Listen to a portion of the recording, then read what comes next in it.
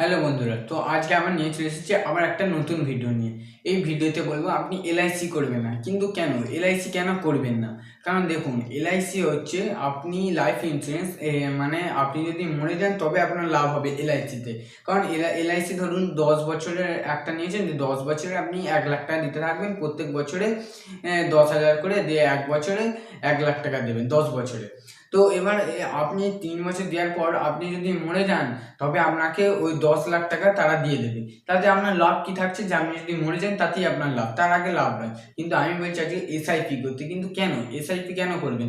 SIP হচ্ছে একটা ছোট ছোট স্টকের মতন, যে ব্যাংক দিয়েও করতে পারেন, আবার আপনার ফোন দিয়েও করতে পারেন।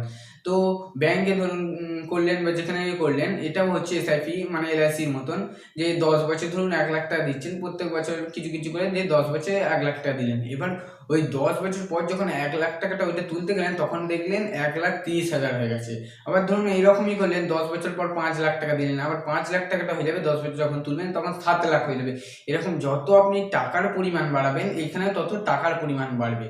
তো এলআইসি কারা করে? দেখুন, এলআইসিরা করবে যারা ট্রাক চালায়, যারা বড় বড় বিল্ডিং এ কাজ করে, তারা এলআইসি করলে তাদের প্রফিট, তারা জীবনে রিস্ক থাকে, তারা মারা গেলে তাদের ঠিক আছে, কিন্তু আপনার জীবনে কোনো রিস্ক নেই, তাহলে আপনি কেন এলআইসি করছেন? আপনি এসআইপি করুন। এসআইপিতে প্রচুর লাভ, প্রচুর প্রচুর এখানে প্রচুর পরিমাণে টাকা পাওয়া যায়, কোটি কোটি টাকাও পাওয়া যায়, কিন্তু আপনাকে প্রথমে টাকা ঢালতে হবে। আপনার এই সুদ 10 বছর পর এমনি বাড়তে বাড়তে একসময় প্রচুর প্রচুর টাকাতে পরিণত হবে।